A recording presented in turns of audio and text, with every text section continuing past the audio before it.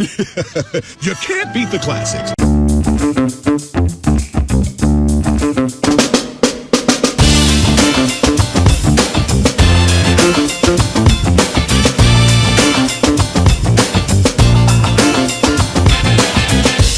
Hello, everyone. Welcome to another episode of You Can't Beat the Classics podcast. We're experimenting with this one a little bit. We're live on Instagram right now. If you're not following us, our Instagram, it's You Can't Beat the Classics _podcast. Definitely follow us on there. We're posting on there. We're also posting on our TikTok too, at You Can't Beat the Classics. Clips from all the episodes we're doing, staying up to date with what's going on. I'm John, and as always, joined by these two, Mike and George. What up? Hello. Hello. Like I said, we got another episode coming at you. Maybe we'll get a few viewers as we're live here right now. Today, we're going to be talking about a totally different movie. Actually, a very, very different movie, if I'm being honest here.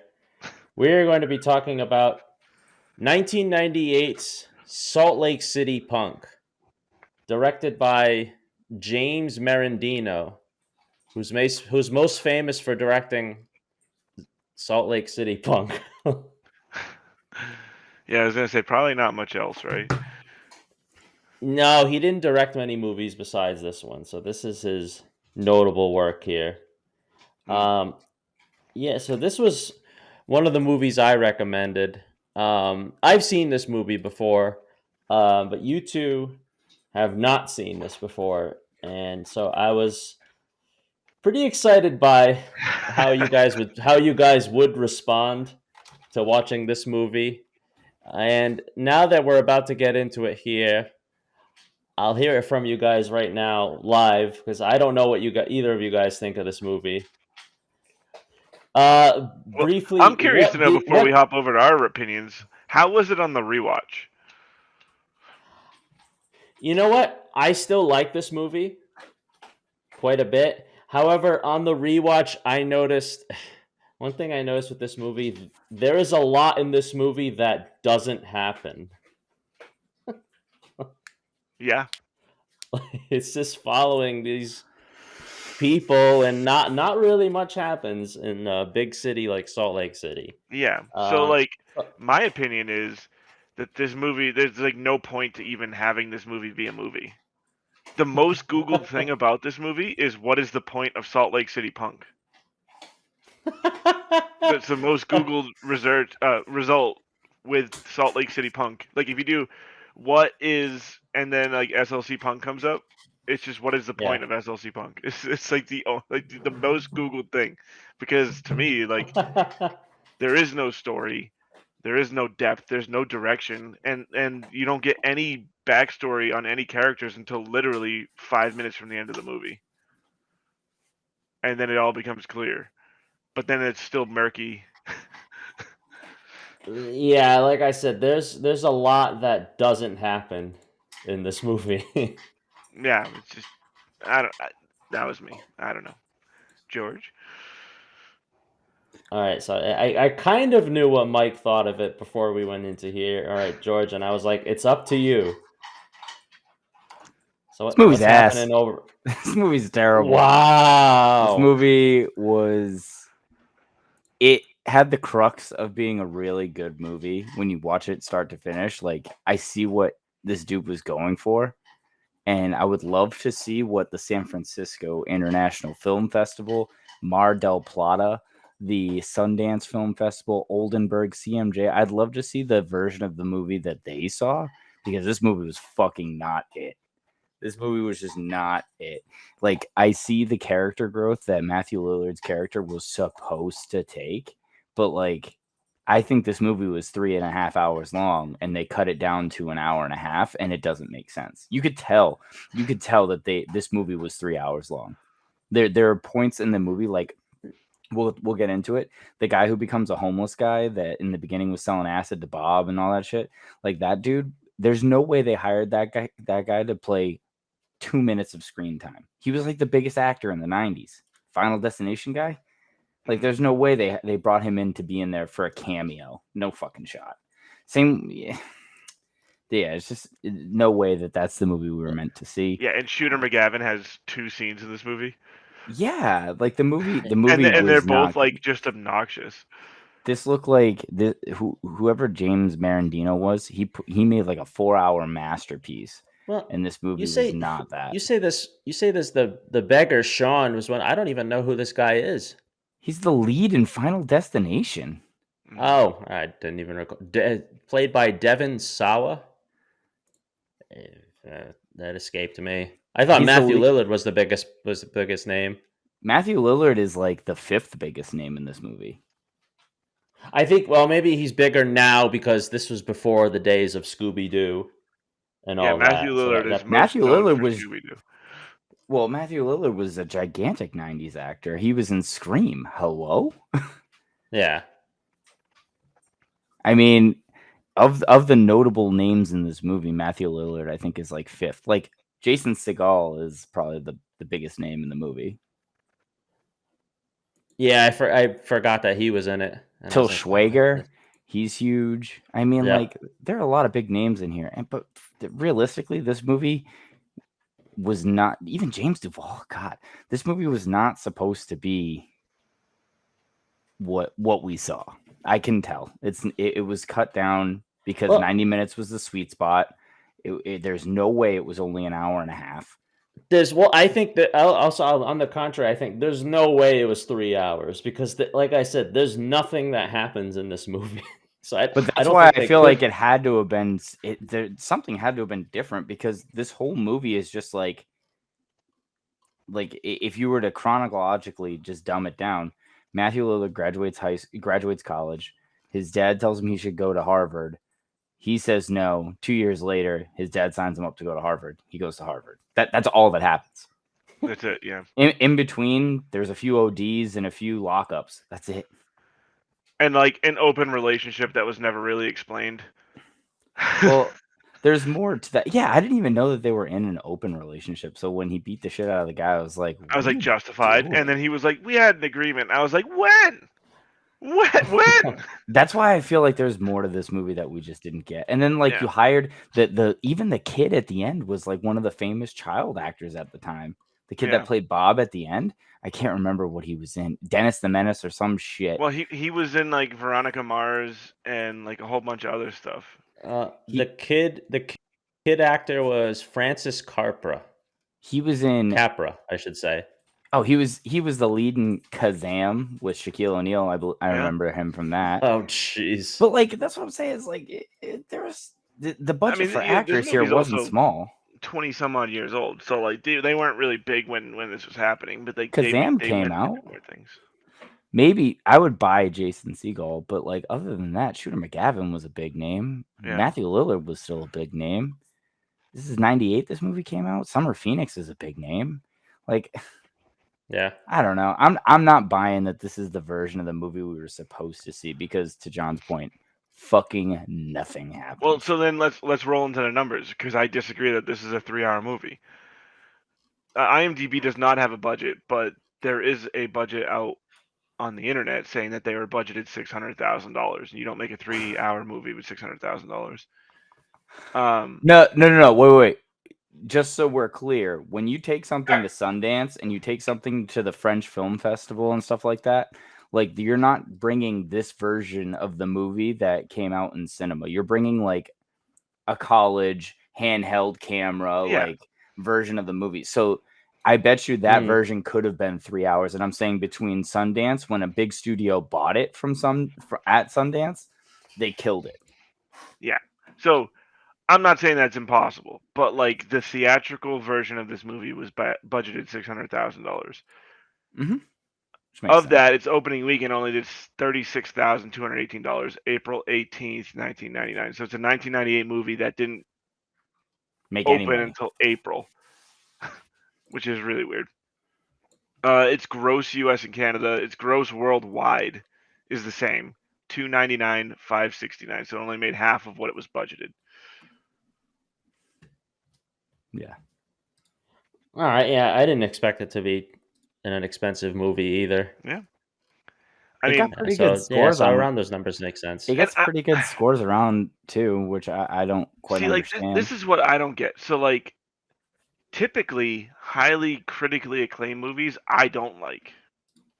I like a movie that's like in and out, beginning, middle, end, plot, done, wrap up. Like, I don't like these like, oh, you have to see from the artistic side of what a punk person in Salt Lake City looked like in the mid '80s, and it's so wild. And I'm like, I don't give a fuck. Like, this movie had no plot progression. When they were like, oh, we're going to a party, and then I'm like, I wonder what's going to happen after this party. They're probably going to be in a graveyard somewhere, and then they just flash and they're in a graveyard, and I'm like, oh, great. Like, how did you get here? What happened? Like, what is the progression of your night that this is what? Oh, you're gonna have sex on a tombstone now? Cool. Like, no fucking reason to anything that's happening. Yeah. That are we talking about like the third act when? Yeah. Yeah. Yeah. Yeah, that was. It's I'm like not gonna every lie. act starts with a party and ends with some wild chain of events or them jumping rednecks or getting jumped by rednecks for no reason. My first note is hold on.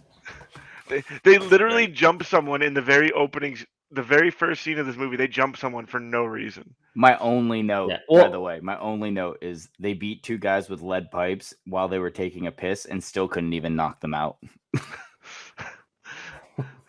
well, I think those guys they beat up at the beginning, those rednecks were the cops that stopped them for the fake ID, or that got them for the fake ID. So they knew who those redneck cops were, so they got them back later. Taking The movie jumps around a lot. taking the plot out of it, because like I've read a bunch of reviews that all say the same thing. No plot. Plot is not there. Oh no. So if you take the plot out of it, the cinematography is terrible, right? I thought the cinematography was terrible. It's super distracting because at times it looks like it's being shot on one of those 1990s, like, remember those big cameras that your parents would bring to like school plays and stuff like that? It looked like it was shot on that. Matthew Lillard was great. Like I truly believed he was an anarchist. But then when like you look at like sometimes the graphics where like they CG Matthew Lillard into the screen, it looks like it's being done in like a high school news AV room. Like it didn't look great. And then the other thing that was distracting was like most of the movie he's like monologuing and then narrating and then just flat out telling you things. Like it just felt like it was basically at times like just a school speech from Matthew Lillard Yeah, like to me breaking the about fourth wall, talking to the audience and stuff like that. it was just too much. It was like pick one or the other. Like either let him narrate it or I don't know. I think it would have been a cooler like to let the guy who played Shooter or his dad, let him narrate about his son and Yeah. tell us a story that way, because the way that like they were just telling it, I was just getting confused and lost in Yeah. the sauce. The weirdest part to me is like he's walking around a party talking to the camera and no one else can hear what he's saying, and I'm just like, this is a really weird concept. They should have just done a voiceover. It does throw you off because he's talking about the person, right? He's talking about the person That's right next as to he's like right next to Yeah. them, and they can't hear him. Yeah, it's just Yeah. like Which is it's like weird. I haven't seen anything like that. Yeah. It was a creative idea, but like they were just doing too much, and I think that like they don't explain any of the characters. You know how long it took me to figure out Jason Segel's character was in high school? Yeah, they said he was 17 at one The point. whole fucking movie, I thought he was like a college grad just living his life. Yeah. You know? So like the weirdest part about all this too is they're like, yeah, man, like we went through high school and I graduated, but like I didn't try, and then we went to college and I graduated, but like I didn't try, and then like everyone went to school at the end, and no, there were no punks left in Salt Lake City, and I was like, I don't understand. Like I don't understand. Well, it's not that they didn't try; they all went to college and tried. Like he got Well, a no, because 4.0 and perfect grades. Heroin Bob didn't. Well, Heroin Bob's dumb. He was a conspiracy theorist. He wasn't trying. He didn't like go to college to like. He literally was like a philosopher, like, and he was going for fucking what did he went for law too, and he didn't do it. So like, it was one of those things where like if you picture that happening when we were kids, because like that was like the generation before us, right? 85. Yeah. Kinda. But like if we were kids going to college and then we got out with a degree and we decided to do nothing with it, what parent just lets you hang around with drug dealers and then takes you out to lunch? And like, no, I don't know. The whole thing just felt like super fake. Yeah.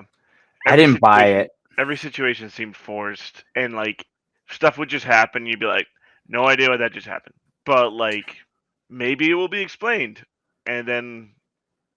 Well, that was the thing, is there was too much of that. Like you build into like, okay, I don't really understand why that happened, but I'll buy it for now until they explain it later. And it would just snowball and snowball to the point where like, I remember I paused it about 45 minutes in and I texted Mike and I was like, Mike, what's the plot?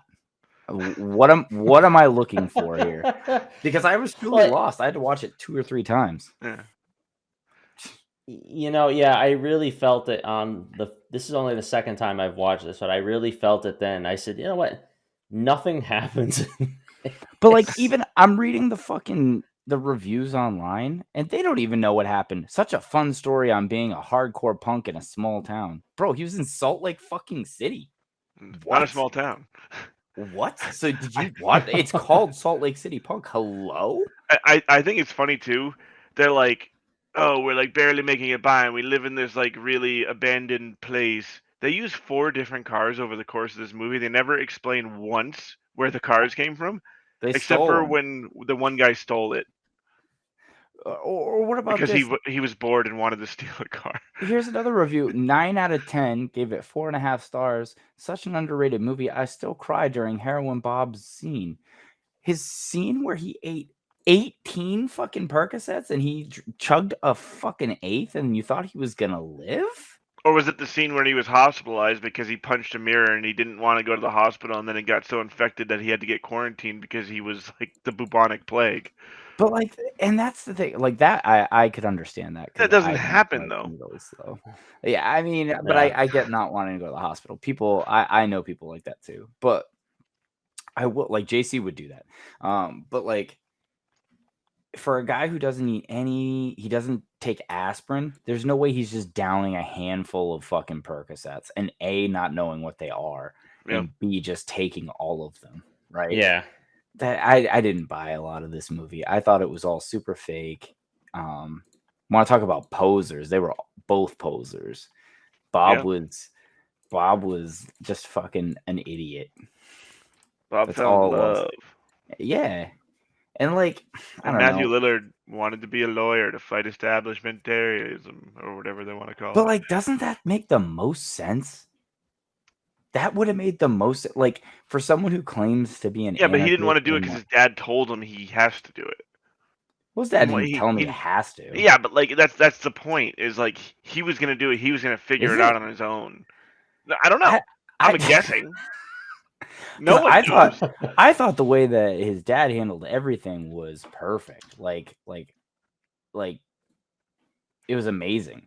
Get like James Marandino on the line. I just want to know. He was supportive. He was fucking. He was like not combative about anything. He still would like take the jabs from his son, who would like basically tell him to go fuck himself. He did. He held the finger in his face and told him "fuck you." And dude, when he called his dad, when he called him a Nazi, and he was like, "I'm Jewish. How can I be a Nazi?" And I was just like, "This movie is off the rails." The logic was there. I kind of understand the logic, but like. That this is a very relevant movie for today, or 2020, I should say, where you're gonna call everyone all these names and like point so many fingers at everyone, when at the end of the day, the best way to fight the beast is from the inside. You know, like it's Yeah. being an anarchist only gets you.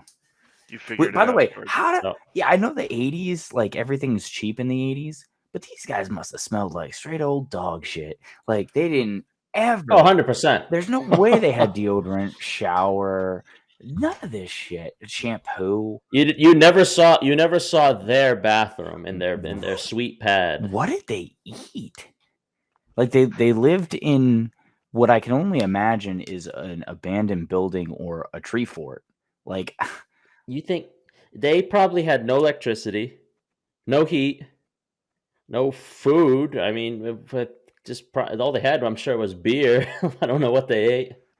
but somehow they afforded drugs and dude, this movie Yeah, was not it. I the- could see how you like it. I really can because the messaging's pretty cool and like the music's great and the parties are wild. yeah. But like from a snooty judgmental, I'm putting my stamp on this. No fucking way would I ever recommend this movie to anyone because for the life of me, and maybe I'm the idiot. I don't fucking understand it. Matthew Lillard had me convinced like he acted very well. Jason Segel's character was weirdly written. It was like a terrible version of Marshall Erickson, if I'm being honest. It's it like wasn't.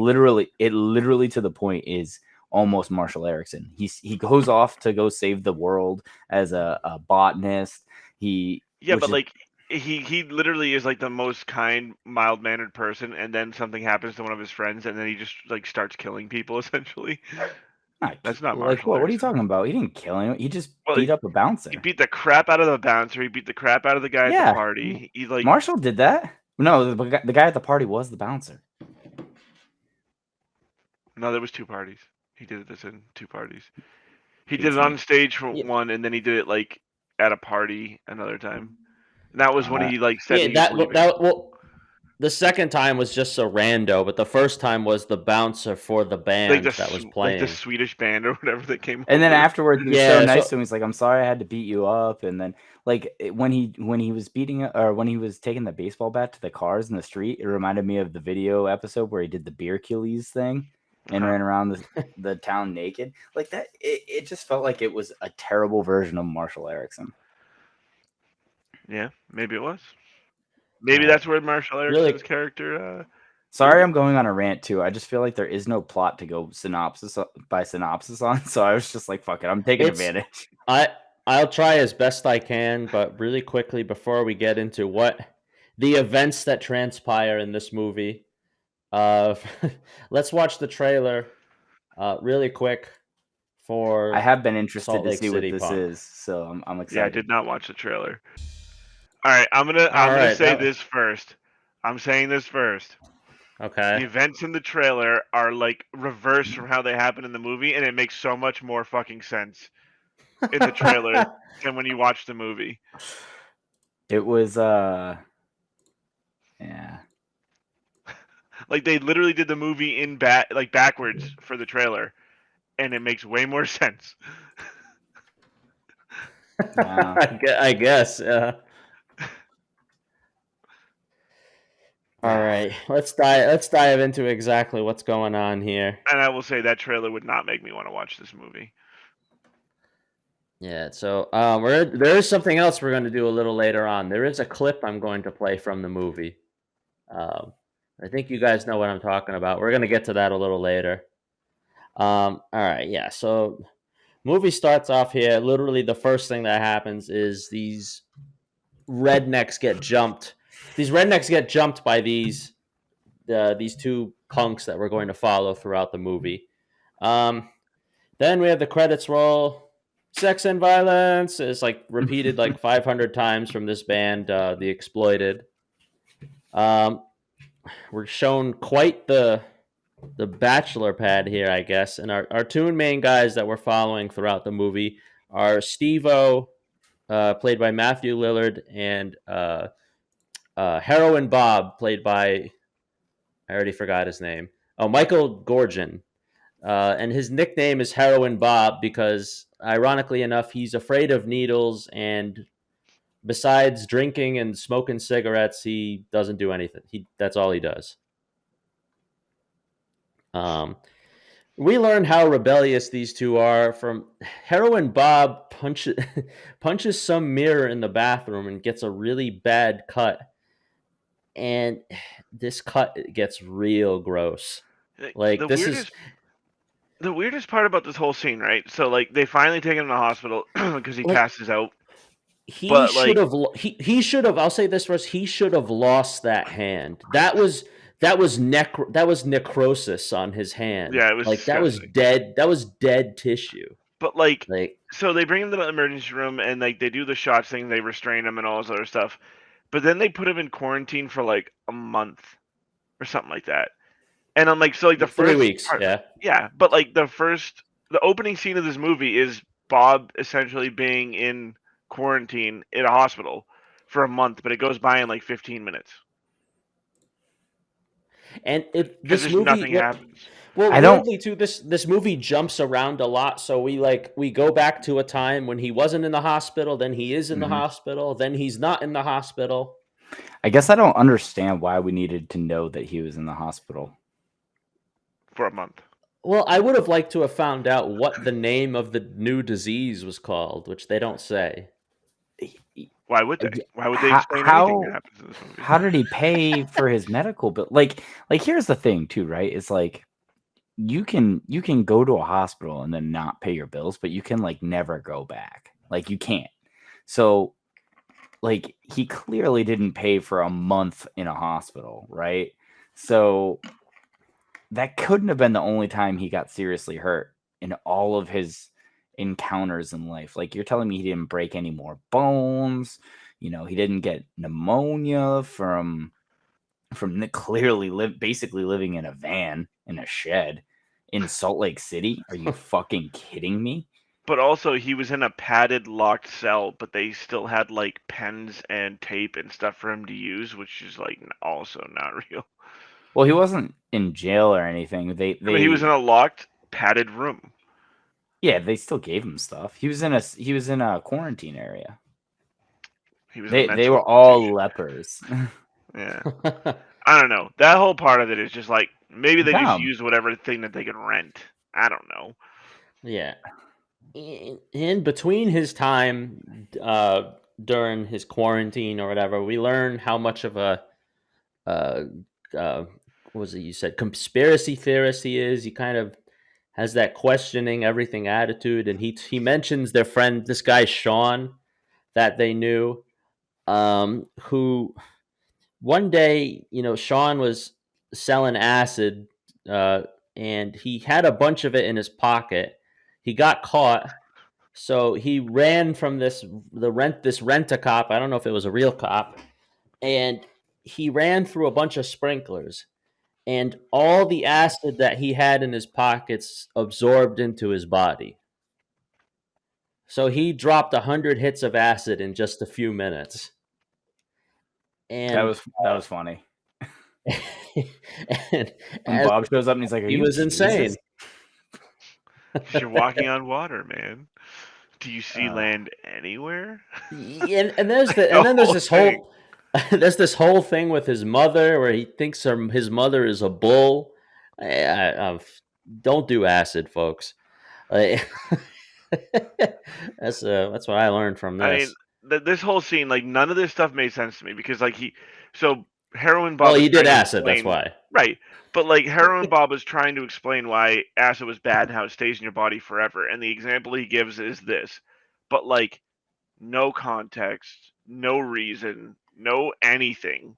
I don't know. I guess I just don't understand why we needed to see it. I'm glad I did because that interaction with him and Bob was fucking great. Do you see land anywhere? Yeah, but like that's it. That's like that's I it thought still it was wasn't funny. explained. He was Why trying was to like, Bob there? We yeah. don't know. Every fucking scene is just like this, where it's like, all right, what are we doing here? How can our main characters, who are Heroin Bob and Steve-O, afford to be where we are right now? Like, I get it's the 80s and I get things were cheap, but like these guys had no job. They weren't even drug dealers. They were friends with drug dealers, but they weren't even drug dealers. I don't know. It's just weird to me, man. He must Steve-O must have been getting money from his dad because his dad was the lawyer. Yeah. Like that's I the don't know. only Maybe. source of income I can think of. I don't know. It doesn't seem real. I don't know how many parents would have been on board with their son telling them to go fuck themselves. Especially in the 80s, like where you could hit your kids and Yeah. like no one cared. We Which should have is hit that one a oddly, few more times. which oddly enough is the next scene because it shoots to 4 years earlier where Shooter McGavin is talking to his son Steve-O. He's trying to get Steve-O to go to Harvard. Steve-O clearly is not going to do that, and I really noticed like how fake that mohawk was here, because you can like see the area around the rest of his head. Yeah. It was The makeup obviously department like was not I'm glad you real. guys noticed that too, because I was like, man, and I'm then not when buying he's this. up and he's like dancing around, he's telling his dad how Like, much he pieces sucks. of it and are it's moving. Yeah, it's like flopping around. Yeah. Like it's one solid piece. Yeah. Man. Yeah, and he pretty much he pretty much gives everything back that his parents that his divorced parents are trying to tell him. And he's 18, he's telling them to fuck off, and that's that. I thought that was like really cool though, how he like dissected everything they said, kind of like a lawyer would. He did, because he was like, oh, you guys believe in love, right? Well, you guys are divorced. Yeah. So Yeah. that failed. Yeah. And then he said after he left the room, he's like, he's gonna be a great lawyer. He already knew it was gonna happen. It's just like I feel like they were on, like I was in the first 10-15 minutes. Like I think it was right up until about this scene. After this, I was captivated, because I was like, this is the, like, you can't really pick, poke holes in how the parents handle that. They're divorced and they're still worried about their kid. They're trying, and they showed support for him wanting to be, in their eyes, probably a crazy person. You got Porsche driving corporate lawyer and clearly stay at home mom. And this dude with a fucking 10-inch tall blue mohawk, like with stilettos on or whatever the fuck he had. Like, he looked like a maniac, dude. And they were just like, listen, go nuts. We love that you're an individual. Be all that you can be. But bro, like, Come back to Earth. eventually, yeah, you're going to have to pay some bills, and you might want some nice things in life. And like, the next scene is where you lost me. I'm still in it. I'm still in it. All right, yeah. And then the next scene follows. Steve-O they're in the mall, and he's ranting about England and the Sex Pistols and posers. As we're introduced to a lot of different tribes in this movie. Mm-hmm. Like you had the punks, posers, mods, rednecks. And he's like, who gives a shit? Skinheads, yeah. He's like, oh, Exhibit A. I don't know what it is, but you know what? I think it's pretty fucking good. And then it cuts to this show that's happening somewhere. I don't know where. Yeah, how'd they get there? Like, no one knows. There's bound to be a show at some point, I guess. Steve-O's going crazy. Yeah. I think like this is the part where like she's like, if you were really punk, you'd fuck me right now, and then he just like fucks her against the wall in the middle of the show, and then like zips up his pants and goes fights people. Well, wait. Before we also find out that she was with Bob the week before. Yeah. So it's like, passing this girl around. That's so gross, dude. Well, I also thought it was cool. You see Hugo Stiglitz. You learn that he's in this movie. Yeah, Till Schweiger. So awesome. Yeah. So the show's happening. Bob's like, I got to do something, so he goes on stage, and he gets jumped because like when you're at a show like this, when you go on stage, the bouncers and the security will throw you off immediately if you don't jump off yourself. Yeah, which Steve-O did. Steve-O got up and then jumped off. Yeah, which Steve-O did, which is what you're supposed to do. Bob did what you're not supposed to do. So, I mean, the security, I agree. He gets attacked by this security, so he shouldn't have done what he did, which is what precedes Mike, played by Jason Segel, to come up and retaliate for his friend. Um, and so all chaos ensues when Mike hits the stage, and this Yeah. place is So going ballistic. This let me place is ask going another ballistic. question here, though. So Mike goes upstage and retaliates, and then they're just like somehow backstage with the band, just chilling after all of this stuff. Well, because what we saw was, the police raid the place, but we see them jump out the window, so they escaped. Yeah, so like they're just hanging out with the band, though. And now they're just hanging out with the Yeah, band. yeah. Why? How? How? There's no cell phones. Where did they all meet up after? Who knows? This But It just doesn't make sense. yeah, so they're hanging out with the band. Mike's apologizing to the bouncer, and ECP is the name of this band. Extreme Corporal Punishment. Not a real band, by the way, but they won't play there. They won't play there again. Too bloody violent. Yeah, I don't know. Listen, I'm reading way too many of these comments that say that this is a perfect movie, and I need someone to make it make sense. I've been reading them in the background, and while I appreciate everyone's taste, I think I don't get this movie. I think I just don't get it. Yeah, because it sounds like it's a really great movie that I'm missing out on. they apparently didn't get the version we got. I'm telling you, man, there's got to be. We need to tag the director in this movie, because I bet you he made an incredible film that we didn't see. Or maybe I just need him to explain it to me like I'm 5. Yeah. We learned. I don't know why it cut back to the hospital again. I thought we were past that.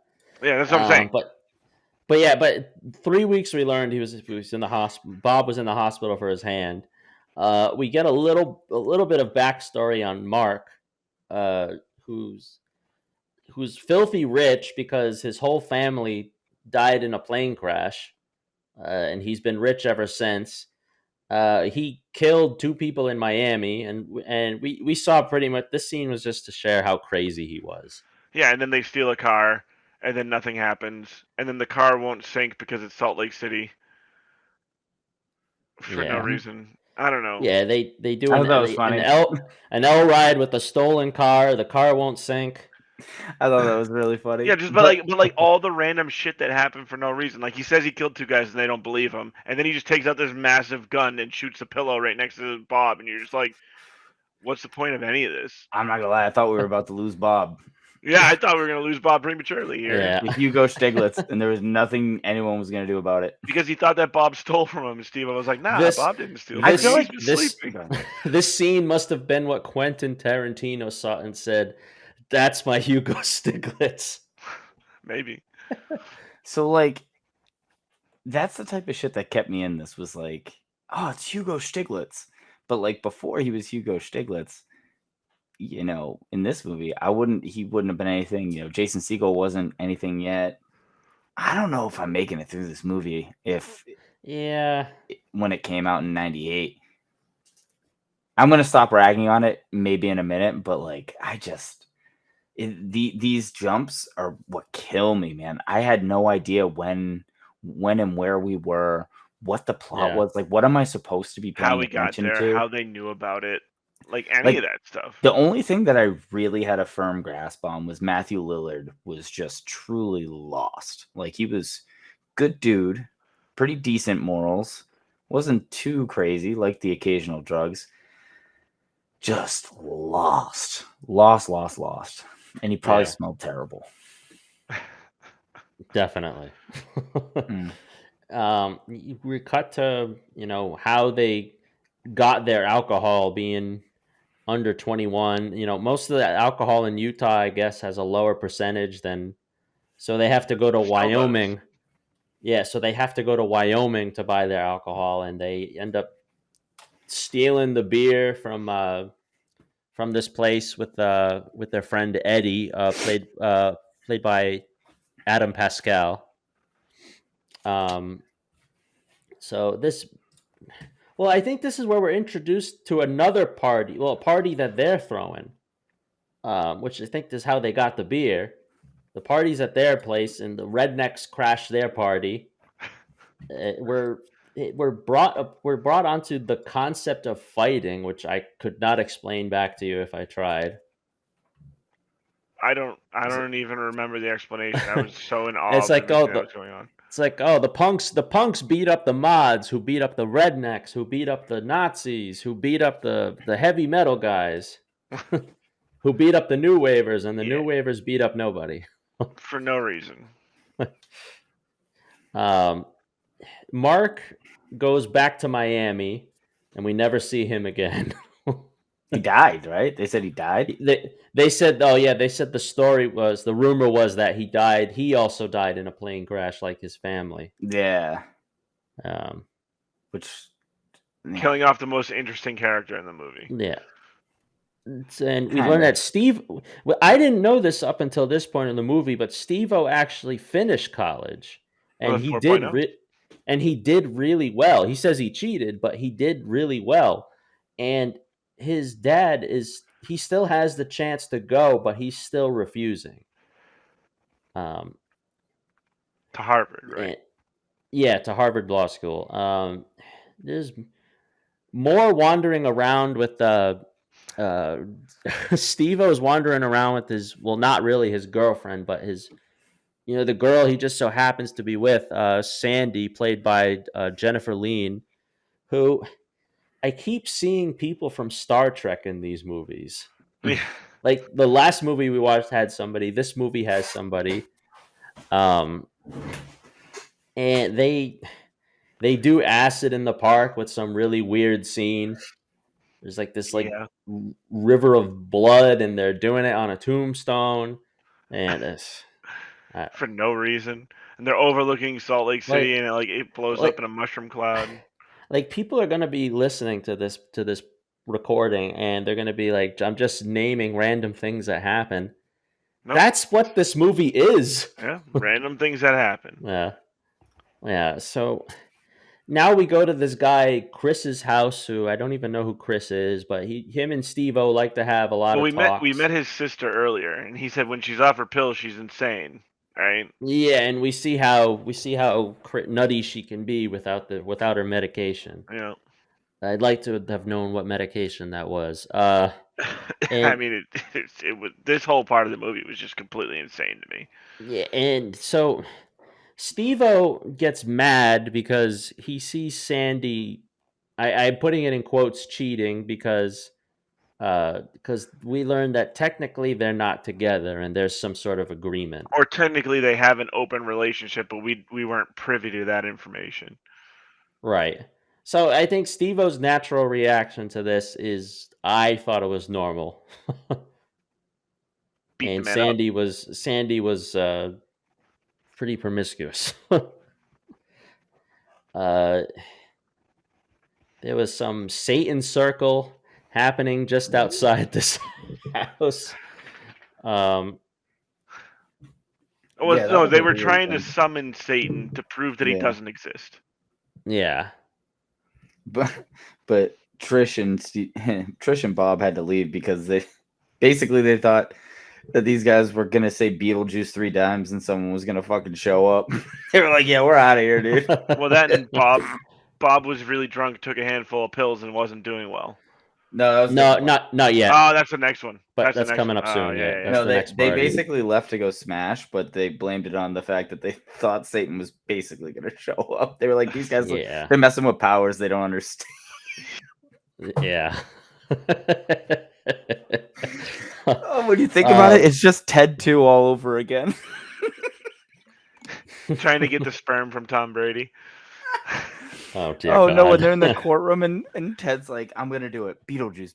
And then Mark Wahlberg cuts him off. It's like, cut the shit.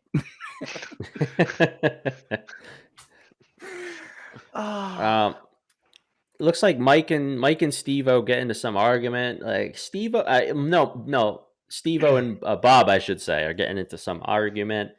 Bob's like, oh, maybe Salt Lake City's not so bad, man. Yeah, this is when Steve-O calls him out for being a poser. Right. But then immediately retracts it. Yes. It's like, I love you, I'm just kidding. And then it's all kumbaya later on. But this is probably what they do on a daily basis. Mike is going away to Notre Dame to be a plant guy. Botanist. The most hardcore, Steve-O says, the most hardcore guy I ever knew is going off to save the plants. Which then they show like him smashing the windows of the cars, and I was like, how did this dude get into Notre Dame? And then apparently he defied God and never got caught.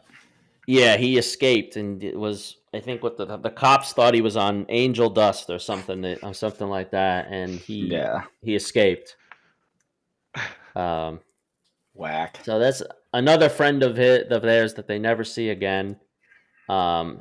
This part of the movie, I don't know where the heck they filmed this. It's just this like really shallow lake, some in the middle of nowhere. I don't know where this was filmed.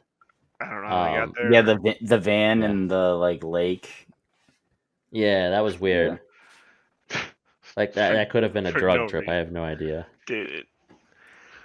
So like, I have to say, like, you still throughout this entire synopsis, John, you've been like, yeah, I still like this movie, but like, you can't even describe what's happening in this movie. No, I can't. I think can't. I think like, so here's the thing, right? Is like, there's no rhyme or reason for them to be in the middle of what appears to be like a scene from Interstellar on a foreign planet, right? There's no reason for them to be there. But the character interaction there is monumental for what little plot we have remaining. And it's Steve-O basically saying like he had feelings without saying he had feelings for the sloop. He wants to marry her. Something. No. He didn't want to marry her. He just like he knew they had an agreement where they would smash other people, but like he didn't like it. He liked her, right? Yeah. Right. Yeah. And then they're just making out behind his back. Like he's saying all this, and they're just making out behind his back. So it's like it's a monumental scene, but like they couldn't have done anything else to like kind of progress like a singular narrative. Instead it feels like why are you there? Why are you not like show us how these people eat? Like where are they getting their food? Like maybe coffee, maybe anything, but like being in the middle of nowhere. But I guess that's what they did. I don't know. Use your imagination. The character development wasn't terrible. I want to say was that, though. Like, I don't think Matthew. Did they develop? Yeah, Matthew Lillard's character did. Yeah, because at the end, everyone that he knew was dead, so he was like, "There's no point. I have no friends, so I might as well just leave." Right, but then he gains clarity at the same way that Mike did. Mike gained clarity when he was younger, but like again, I don't know whose $600,000 was on this movie. They ain't never getting that fucking money back. Well, this could have been done from me for renting it. Yeah, they could have done this in so many different ways. Apparently, they made a sequel too, but we'll get to all that. They did make a sequel. So they go visit Bob's crazy dad on his birthday, who thinks they're the CIA. And that's all that happens there. Steve-O is introduced to a new girl, Brandy, at a party, and the third party I think we're introduced to in the movie, her party. This is where Bob complains of having a headache. So he tells a few of the mods that he's having a headache, and they're like, "Oh yeah, I just got that, just the thing for that." So Bob pops a bunch of these pills, chases that with some booze that he has, and we're like, "This is bad." Like us as the viewer, we know it's bad. So and Steve-O takes him home later, not knowing this, and this is the part of the that I want to play because I think Matthew Lillard's acting here is really, really good. Because Steve-O tries to wake up Bob in the morning and he's dead. This is my favorite part of the movie, not because Bob is dead. I don't have a problem with Bob as a character, but I think Matthew Lillard's acting here is this is the best part. This is because of that reason, I think. Like I think they played this back for him at some Comic-Con or something years ago, and like he had a tough time watching himself. It was good acting. Yeah, he was. Yeah. I'll always agree with Matthew Lillard is a very underrated actor in almost every role he does. He's very good. Even like, dude, he was great Shaggy. I know everyone's always gonna remember him as Shaggy, but he was good in almost every other role. Like Scream. Yeah. Scream doesn't work without him, and not many people want to talk about it. But like, he had you convinced the whole movie that it was him, right? In reality, it was both of them. So like, it was just one of those things where like, you knew he was going to kill the role. You knew he was going to do a good job. But when push came to shove, I feel like this moment was kind of sucked away by the fact that you knew 5 minutes ago Bob wasn't waking up. Well, but I think what makes this part important is that he didn't. Yeah, there you have it. Yeah, that'll do it. Oh. I mean, I agree that that's like a powerful scene in this movie, but it's like I knew Bob was gonna die as soon as like the guy who took no pills took a handful of pills when he was drinking. Yeah. Didn't even have to know what they were. Just saw how many. I was like, yep, he's dead. Yep. So yeah, just massive pills. So yeah. But like okay. So now he's at complete rock bottom, right? His girl's gone. Bob is gone. I don't know. His girl's not gone. Now he's got a new girl. Yeah, but like his other girl, like all of his friends moved away or doing other things. Yeah. Like he's essentially just himself at this point, right? So I don't like how the next scene played out. Like I like how it's conformed him now. Now like, and it's probably maybe a week later because funerals and stuff like that. Yeah. It's probably like a week later. He's got a shaved head. Now he's got a suit. You don't see the girl. You don't see like that he actually like turned his life around. Well, not even turned his life around, but like what he learned. Like I just sat through an hour and a half of this dude doing drugs, partying, sleeping with promiscuous women, having sex in public, like not hiding it. Hitting rock bottom. Like I went through the entire journey and I didn't get the payoff at the end. Like, yeah, whack. But just like, whack. So the best scene in my mind in this movie is like, and it should have been the very first scene in the movie, was that Heron Bob, who's just Bob, like pretty much showed up at his basement when they were gonna play D&D, and he's like, "No, we're punks now," essentially, and he plays the punk music, and like you get all the backstory for the characters. You see how easy to persuade Steve-O is. And he just goes with the flow because he wants to have a friend, and then he just does whatever Bob wants to do because he just wants to have a friend. And you're like, okay, this makes a lot of sense. He's literally just following this guy because he's his friend. Yeah, I mean, yeah. So you look at that now though, and it's like how many people nowadays are like that's it's dated, right? Because in like the 80s or like I guess that would be probably the early 80s, late 70s, right? Mm-hmm. That's like, I guess, frowned upon, but like now it's like D&D. Holy cow, that's so cool. Like this movie just doesn't age well with us, and that's fine because it's a dated movie on purpose, but it's like, it's just, I guess it's funny to see how, culture can come right back to that. Like pop culture comes right back. It's like the Stranger Things effect, but with drugs. Yeah. Which this movie had plenty of. Plenty of drugs. And it had plenty of Stranger Things. So Steve-O, as a result of this, Steve-O quits being a punk. thus ending the movie. And what I wrote in my review ties in with this, but that's pretty much it. You know, the song from the Dead Kennedys closes out the movie, and that's that. What did you give it for a review? Yeah, All we're reading right. our Now, letterbox now, right? yeah, now that you bring it up, George, I'll get right to it. Our letterbox reviews. Each of our links for our letterbox accounts is in the description. I'm going to share mine with you right now. I probably have the best review of of the three of us. You have probably the You the could, best score. I don't know, man. We might have yeah. changed your So, opinion over talking about it. well, I pretty much kept the same as because I already reviewed this movie prior, but I just pretty much kept it the same.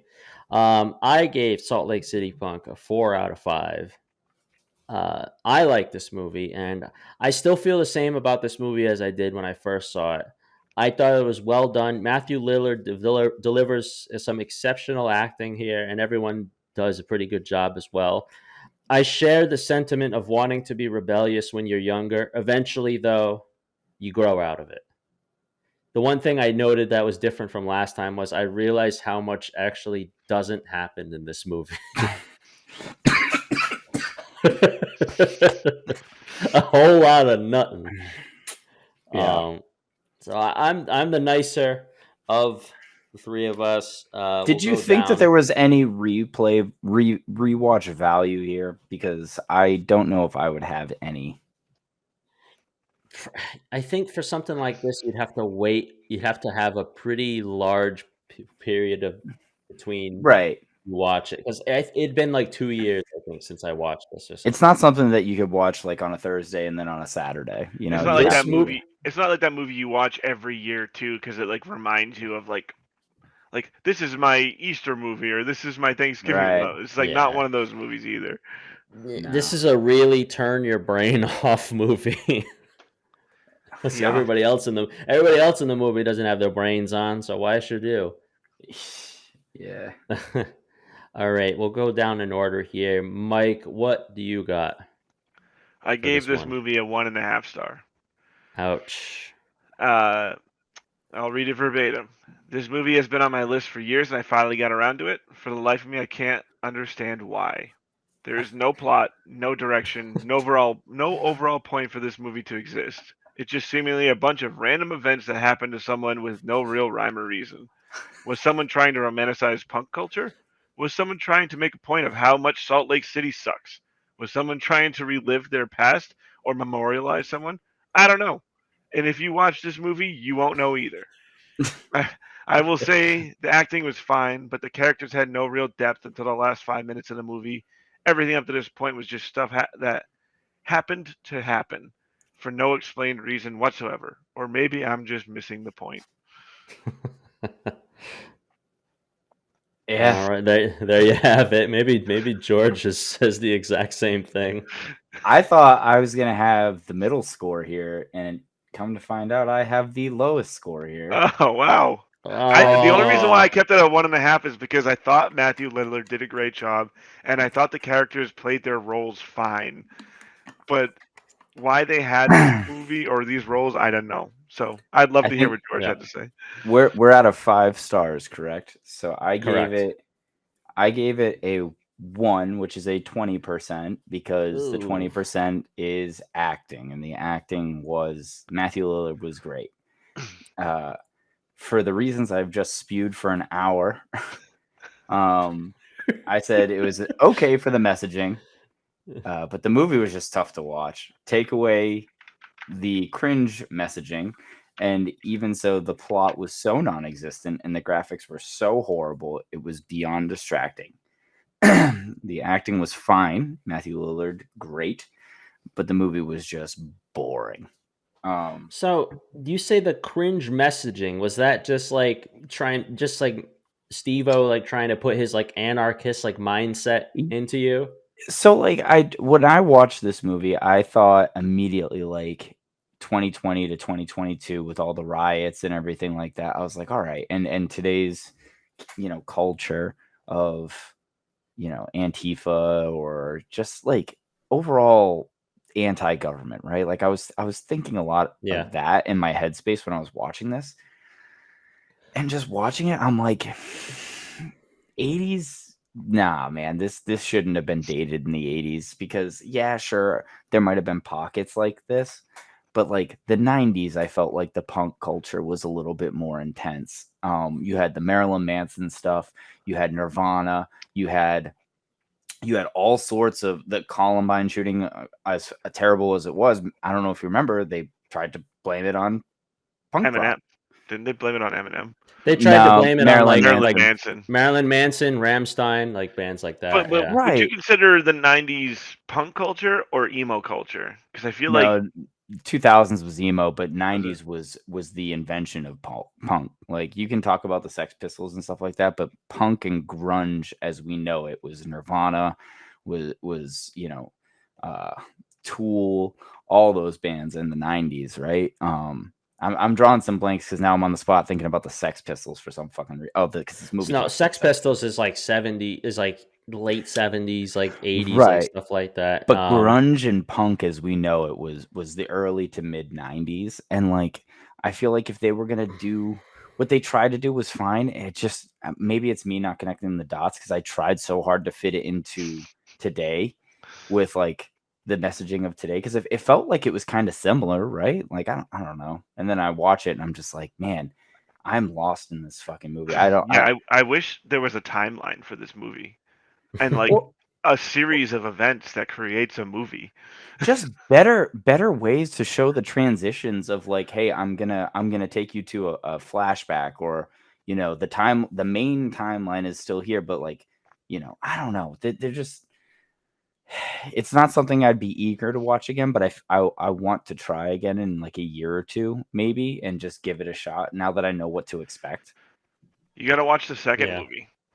No shot. I didn't even know there was a sequel until today, and I'm like, Trish and Heroin Bob have a baby whose name is Ross, and Ross is trying to figure out what happened to his dad. What? And Machine Gun Kelly is in this movie. Yeah. Nope. There you go. Oh, I am not watching that. No, thank you. Although Machine Gun Kelly did kill the Motley Crue movie. That was good. The Dirt.